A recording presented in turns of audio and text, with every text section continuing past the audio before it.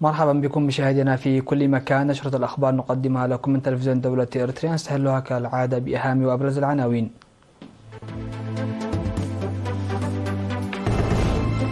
وزارة الزراعة تنظم ندوة بمناسبة اليوم العالمي لصحة المحاصيل. افتتاح عرض أزياء على شكل مسابقة بمناسبة الذكرى 33 للاستقلال.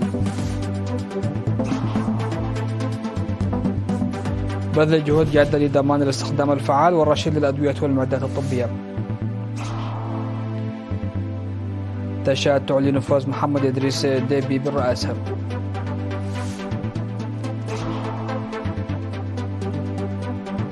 بوتين يأمر بتعزيز الإنتاج الحربي ويلوح مجددا بالسلاح الاستراتيجي. وأمريكا تفرض قيودا تجارية على شركة صينية جديدة. أهلا بكم. نظمت وزارة الزراعة اليوم 10 من مايو في العاصمة أسمر ندوة بمناسبة 12 من مايو اليوم العالمي لصحة المحاصيل، تركزت على صحة المحاصيل والتجارة الآمنة والتكنولوجيا المتقدمة. وألقى المدير العام لقسم خدمات التشريعات والرقابة بوزارة الزراعة السيد تخلاب مسقنا رسالة في الورشة التي حضرها ممثلو الوزارات والإدارات الإقليمية والجمعيات الوطنية ومؤسسات التعليم العالمي وممثلو منظمة الأغذية والزراعة الفاو في إريتريا وشركاء التنمية وخبراء الزراعة والمزارعون وغيرهم من الجهات المعنية. عرض رسالة باسم وزارة الزراعة توضيحا مصحوبا بالأرقام أفاده أن صحة المحاصيل ترتبط ارتباطا مباشرا بصحة المجتمع وأمنه الغذائي، وقال إنه وبقدر ما يؤدي الارتباط التجاري العالمي إلى خلق الرخاء الاقتصادي يلعب أيضا دورا سلبيا في نقل الأمراض والآفات. وأضاف السيد تخلاب أن وزارة الزراعة تعمل بنشاط مع المنظمات ذات الصلة والمعاهدات الدولية لتحديث عملية الحجر الصحي وإعداد شهادات نقل المحاصيل الإلكترونية الآمنة.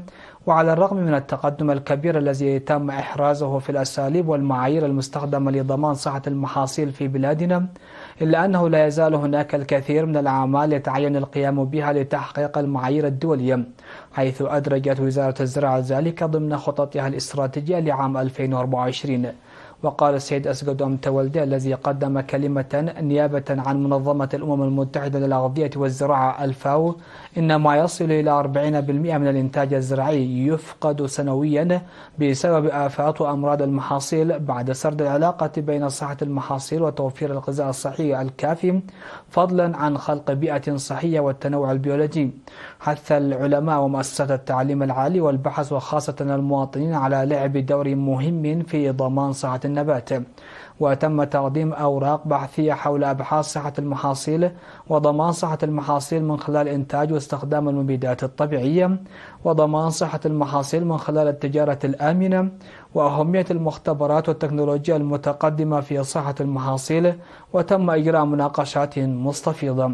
وفي الختام دعا المشاركون إلى وضع قائمة وطنية شاملة ومستحدثة للآفات والأمراض والدفع باستخدام المبيدات الطبيعية وتسويقها تجاريا، ونشر البحوث المتعلقة بالأمراض ومكافحة الآفات في مجالات بحثية دولية، وكذلك تجارب البلدان الأخرى في مجال مكافحة الآفات والأمراض والتعرف على تجارب الدول الأخرى في طرق استخدام المبيدات الطبيعية، وبذل جهود جادة لرفع مستوى الوعي العام حول الأمراض والآفات العابرة للحدود، والتركيز على التخلص من المبيدات المستعملة ومنتهية الصلاحية، وتعزيز المختبرات في تشخيص الأمراض والآفات وغيرها من الآراء والتوصيات.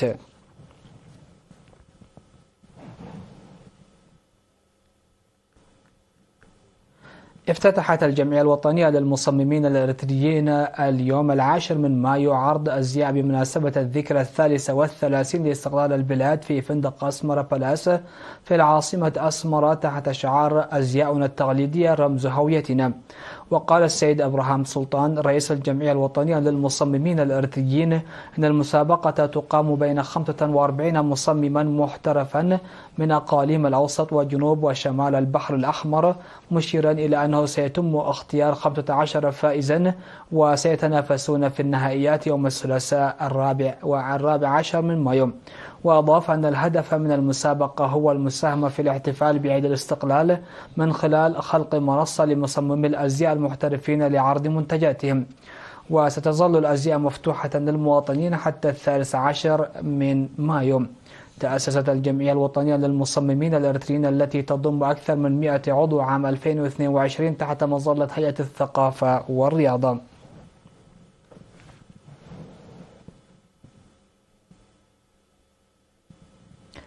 دعا الصيدلي صقاي عند برهان رئيس الخدمات الدوائية بالإقليم الجنوبي إلى بذل جهود جادة لضمان الاستخدام الفعال والرشيد للأدوية والمعدات الطبية في الإقليم. وقال الصيدلي صقاي إنه من المهم العمل على علاج بديل عقلاني ومثبت يتماشى مع أهداف التنمية المستدامة. وذكر العاملين في مجال الصحة وجميع المهنيين المشاركين في تقديم الخدمات الطبية بالتركيز على هذا المجال لأنه من الأهمية بمكان إنشاء منتدى قوي ومنتظم للحوار بين الأطباء والصيادلة. وقال إن أنشطة الخدمة الصيدلانية تشمل النظام الإدارة واختيار الأدوية المستوردة وإعداد قائمة الأدوية التي سيتم استخدامها والتحديد الكمي على مدار العام وعملية الشراء وعملية توزيع الأدوية واستخدام الأدوية. وفيما يتعلق بالاستثمار في قطاع الصحة على مستوى الإقليم قال إن الإنفاق على الأدوية والمعدات الطبية ارتفع من أكثر من 19 مليون نقفة في عام 2018 فيما ارتفع إلى أكثر من 71 مليون نقفة في عام 2022 بما في ذلك إدخال المعدات والمرافق الطبية الحديثة. وقال الصيدلي صقاي إن الأدوية المستخدمة في البلاد تستوردها الجهات الحكومية ويتم إنتاجها محليا من قبل شركة أزل. وحث المواطنين على توخي اليقظة لأن مخاطر تناول الأدوية دون استشارة المهنيين ليس سهلا. وقال مدير مستودع الأدوية الإقليمي في وزارة الصحة بالإقليم الجنوبي الصيدلي تشم صقاي إن الأدوية يتم إعدادها وتوزيعها حسب الطلب من كل منشأة صحية. ويتم توزيع الأدوية في الإقليم الجنوبي من خلال 62 منشأة صحية و21 كادر صحي. وعلى العموم تنتشر في الإقليم 5 صيدليات و5 مؤسسات لبيع الأدوية و52 صيدلية ريفية.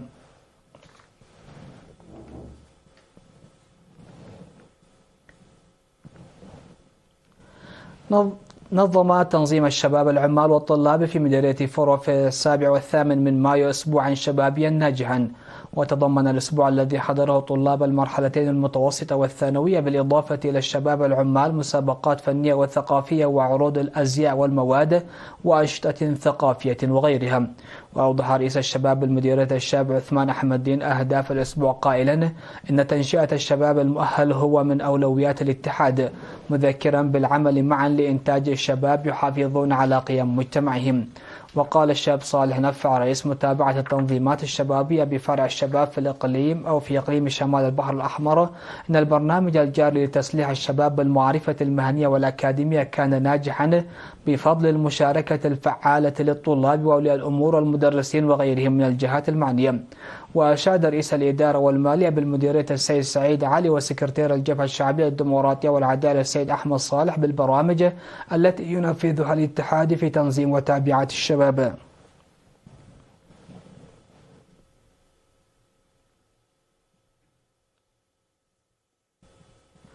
قامت المرأة في عصب وعد خالة بحملة استهدفت طالبات المدارس المتوسطة والثانوية. وركزت المحاضرة التي نظمها فرع المرأة في إقليم جنوب البحر الأحمر لطالبات مدرسة ولد أب ولد مريم الثانوية المتوجهات إلى ساوى هذا العام ركزت على تبادل الخبرات والوقت وسبل الاستفادة منه ودور ساوى في تعزيز الوحدة وغرس القيم وتعزيز الانضباط. وحثت السيدة سعدية إبراهيم رئيسة فرع جنوب البحر الأحمر للمرأة الطالبات حثتهن على فهم الفرص الأكاديمية والمهنية المتاحة لهن والسعي لتحقيق مستقبل مشرق وتجنب ضغط الأقران السلبي. وفي الوقت نفسه نظمت المرأة في عد خالة محاضرات لطالبات 6 مدارس متوسطة والثانوية هدفت إلى تعزيز منظمات الاتحاد ورفع وعي الطالبات بالممارسات الضارة. ونصحت رئيسة المرأة في المديرية السيدة تستهدف الطالبات بالعمل الجاد في تعليمهن لزيادة مشاركتهن في برامج التنمية والتغلب على الممارسات الضارة.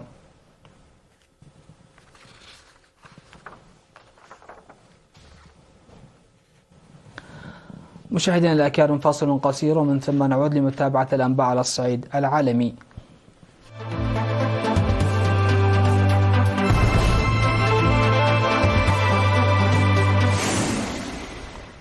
أهلا بكم. على الصعيد العالمي، قالت هيئة الانتخابات الحكومية في تشاد أن الرئيس المؤقت محمد إدريس ديبي فاز بالانتخابات الرئاسية التي أجريت في 6 مايو الجاري من الجولة الأولى بعد حصوله على 61% من الأصوات.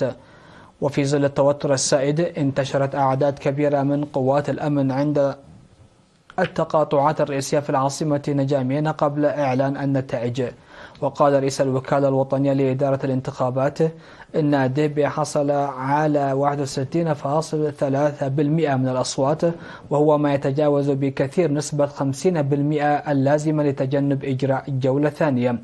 وأضاف أن مرشح المعارضة الرئيسي سوكسي ماسرا حصل على 18.53% من الأصوات.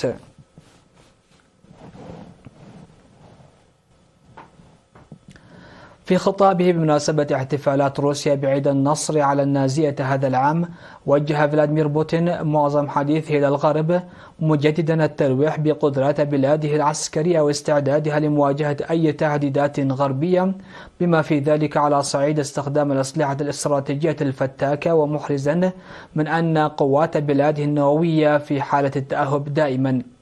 وفي خطاب ألقاه في الساحة الحمراء أمام آلاف الجنود الذين ارتدوا بزات عسكرية مخصصة للمراسم، أشاد بوتين بجيشه الذي قاتل في أوكرانيا، واتهم النخب في الغرب بإثارة النزاعات حول العالم. واتهم بوتين الغرب بالعمل على تشويه حقيقة الحرب العالمية الثانية.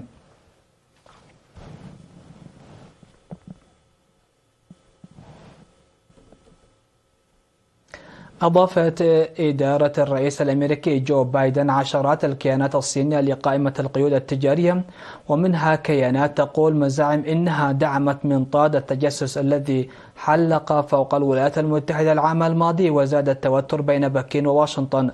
وقالت وزارة التجارة أيضا إنها ستضيف بعض وحدات مؤسسات التكنولوجيا الإلكترونية الصينية إلى القائمة، متهمة إياها بمحاولة الحصول على تكنولوجيا أمريكية لدعم قدرات تكنولوجيا الكم الصينية، والتي لها تداعيات خطيرة على الأمن القومي الأمريكي بسبب تطبيقاتها العسكرية.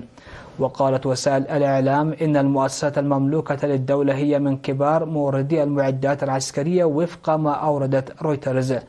وتستخدم الولايات المتحدة قائمة القيود التجارية المعروفة باسم قائمة الكيانات لوقف تدفق التكنولوجيا إلى الصين، وسط مزاعم بأن بكين قد تستخدمها لتعزيز قدراتها العسكرية.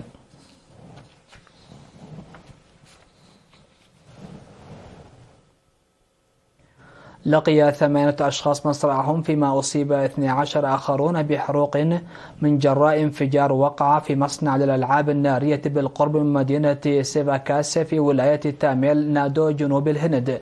وقالت الشرطة حسب ما ذكرت قناة NDTV الهندية إنه تم فتح تحقيق للوقوف على الأسباب التي أودت إلى وقوع الحادث وتداعياته، موضحة أن المصنع لديه ترخيص بمزاولة نشاطه. تجدر الإشارة إلى أن مدينة سيفاكاس تعد مراكز لتصنيع الألعاب النارية في الهند، حيث تسهم المدينة أيضا بحصة كبيرة في إجمالي إنتاج البلاد من المفرقعات النارية وأعواد الثقاب الآمنة.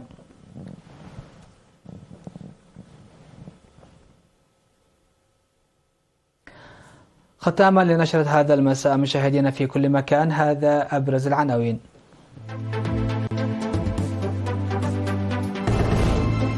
وزارة الزراعة تنظم ندوة بمناسبة اليوم العالمي لصحة المحاصيل. افتتاح عرض أزياء على شكل مسابقات بمناسبة الذكرى 33 للاستقلال. بذل جهود جادة لضمان الاستخدام الفعال والرشيد للأدوية والمعدات الطبية. تشاد تعلن فوز محمد إدريس ديبي بالرئاسة.